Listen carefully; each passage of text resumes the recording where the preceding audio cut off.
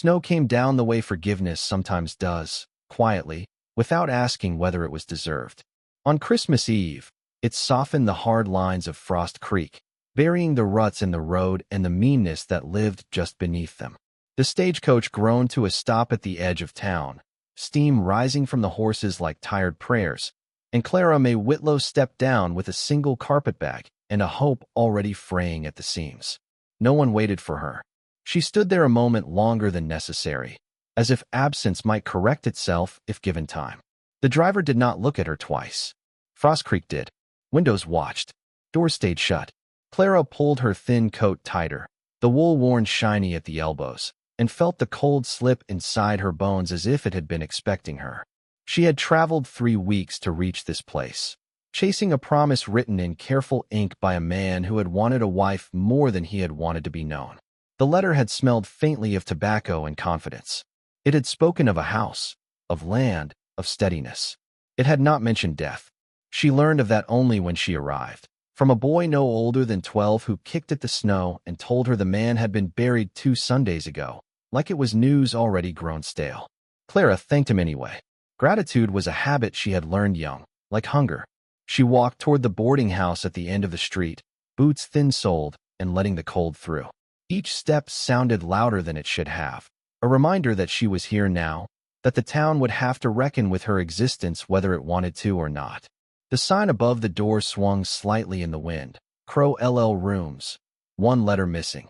As if even the name had begun to give up. Mrs. Hattie Crowell opened the door with the look of someone measuring cloth for a dress she did not intend to finish. Her eyes traveled over Clara's face, her hands, the bag that held everything she owned. "Mail order," she said, not as a question. Clara nodded. She had learned that denying the truth only sharpened it. Mrs. Crowell stepped aside with a sigh that carried no welcome. The room she was given sat beneath the eaves, where the wind found its way through the boards like a thief who knew the house well. The bed was narrow. The blanket was thin. The price was not. That night, Clara lay awake listening to the building settle and the town breathe around her. Somewhere below, laughter spilled from the parlor, then faded. Her stomach ached in a dull, familiar way.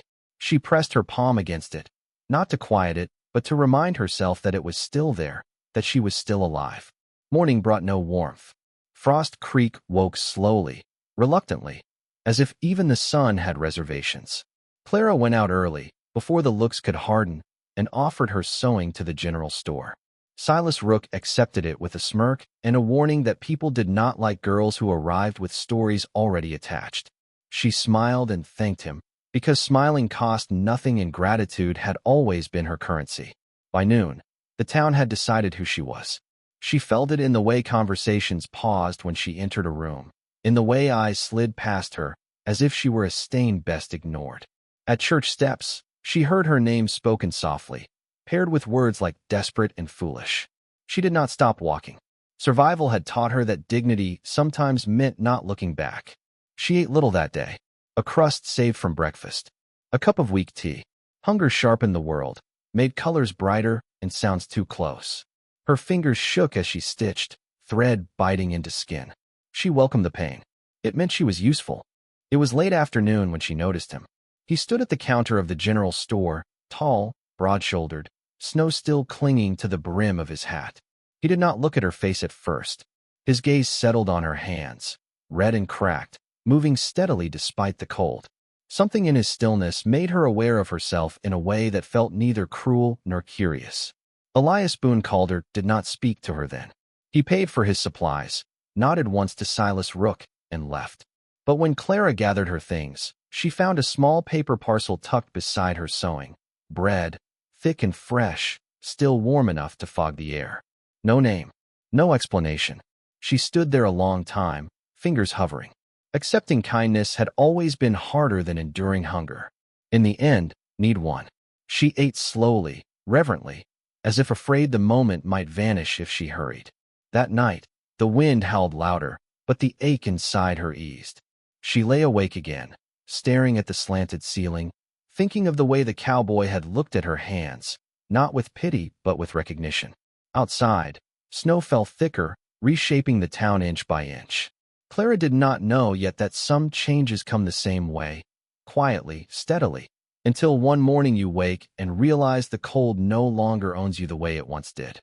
The cold deepened after Christmas, as if winter, having tested her resolve, now meant to keep her. Clara woke each morning with the same careful breath, listening first to her own body before trusting the day. Frost Creek did not soften.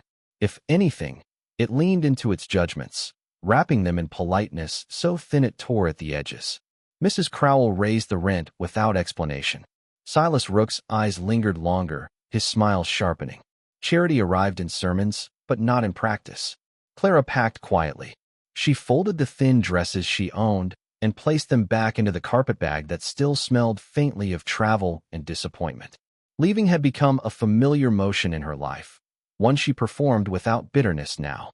There were towns that did not want women like her, and she had learned not to argue with places determined to stay small. Hunger returned, more insistent than before, hollowing her out with a patience that frightened her. She told herself she would go at dawn. Elias Boone Calder noticed the light in her window that night. It burned later than usual, a steady square of gold against the snow, and it unsettled him in a way he could not name. He had not meant to involve himself. Kindness, once offered, had a way of asking for more, and he had built his life carefully around restraint. But he had also learned to read signs the way some men read scripture, and that light felt like a final word being written. When he knocked on Mrs. Crowell's door, the sound was firm but unhurried. She opened it with suspicion already prepared. Elias did not explain himself. He did not argue. He waited. Men like him understood that patience could be a kind of authority. She stepped aside with a sniff and pointed upstairs, muttering about ruined reputations. Elias took the stairs 2 at a time, boots quiet against the worn wood.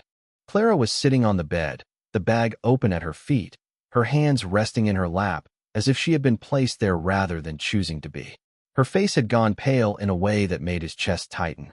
She looked up at him without surprise, only a weary acceptance that cut deeper than any accusation. "You shouldn't be here," she said softly.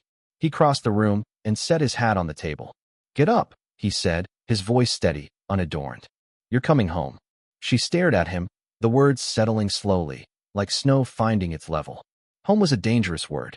It implied permission, belonging, an ending she had not earned. She swayed when she stood, the room tilting briefly. Elias caught her arm, his grip sure but careful, as if he understood the difference between support and possession. They left without ceremony. The town watched from behind its curtains, but no one stopped them. Outside, the night had turned silver and still, the snow reflecting the moon in a way that made everything feel newly made. Elias wrapped his coat around her shoulders without asking. Clara did not protest. She was too tired for pride and too cold for fear. The wagon ride was quiet. The horse's breath puffed white, the runners whispering over the frozen road. Clara kept her hands folded, the way she always did when she did not know what was expected of her. Elias spoke only once, pointing out the cabin ahead, a low shape tucked against the trees, smoke rising like a promise kept.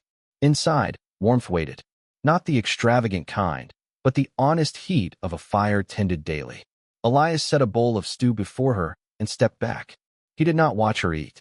He busied himself with the kettle, with the logs, with anything that allowed her the dignity of privacy. She ate slowly, feeling life return to her in small, cautious waves. That night, he slept by the hearth.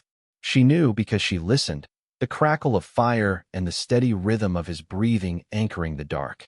Safety, she learned then, was not a grand declaration but the quiet absence of threat. Days passed. Snow softened, then hardened again. Clara moved through the cabin like someone relearning gravity. She swept. She mended. She stood at the window and watched the world without flinching.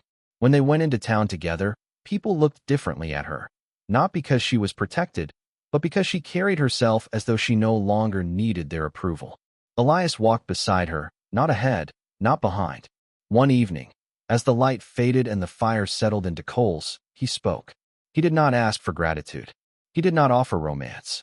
He told her there was room if she wished it, that choices mattered most when they were freely made. Clara felt the weight of her life gather behind her. The roads traveled, the rooms left, the hunger endured, and then release.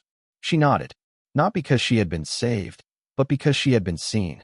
If this story lingers with you, if you've ever known a winter that tested your worth or a kindness that arrived without demand, remember this. Dignity grows in the quiet, and sometimes home begins with a single, steady voice in the dark. For more stories like this, shaped by dust, snow, and grace, subscribe to Wild West Tales.